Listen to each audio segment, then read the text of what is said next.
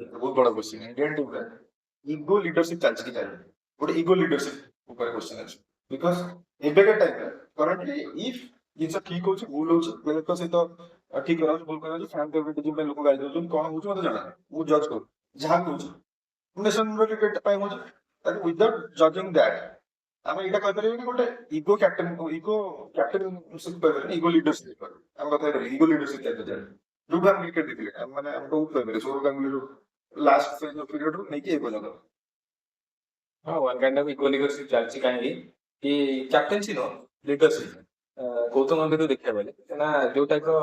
ଏବେ କ୍ରିକେଟ ଚାଲୁଛି ଆଉ ଆଗରୁ ଯୋଉ ଟାଇପ ର କ୍ରିକେଟ ଚାଲୁଥିଲା ଏବେ ଯୋଉ ଟାଇପ ର କହୁଥିଲେ କି ଇଗୋ ଲିଡରସିପ ମାନେ ଇଗୋ ଲିଡରସିପ ଆଜ ଏ କ୍ୟାପ୍ଟେନ ନୁହଁ କ୍ୟାପ୍ଟେନ ନର୍ମାଲ ତ କରୁଛନ୍ତି ଆଜ ଏ କୋଚ୍ ମତେ ବି ଲାଗୁଛି କି ମାନେ ସେ କିଛି ଏକ୍ସଟ୍ରା କରିବାକୁ ଟ୍ରାଏ କରୁଛି କି ଆଜ ଏ ଲାଷ୍ଟ ଯୋଉ କ୍ୟାପ୍ଟେନ୍ସିରେ କି ଧୋନି ହଉ କି ରୋହିତ ଶର୍ମା ହଉ କି କୋଚ୍ ଦେଖିବାକୁ ଗଲେ ରାହୁଲ ଦ୍ରାବିଡ ହଉ ଆକୁ ଯଦି କମ୍ପେୟାର କରିବା ଇଏ ଗୌତମ ଗମ୍ଭୀରକୁ ସେ କଣ ଟ୍ରାଏ କରୁଛି କି ମୁଁ ଗୋଟେ ଡିଫରେଣ୍ଟ କିଛି କରିଦେବି ଟିମ୍ କୁ ବେସିକରେ ନଉନାହିଁ ମୁଁ କିଛି ଡିଫରେଣ୍ଟ କରିଦେବି ଆଉ କରିଦେଲେ କି ଆଉ ଏକ୍ସଟ୍ରା କିଛି କରିଦେବି ସେ ଚକରରେ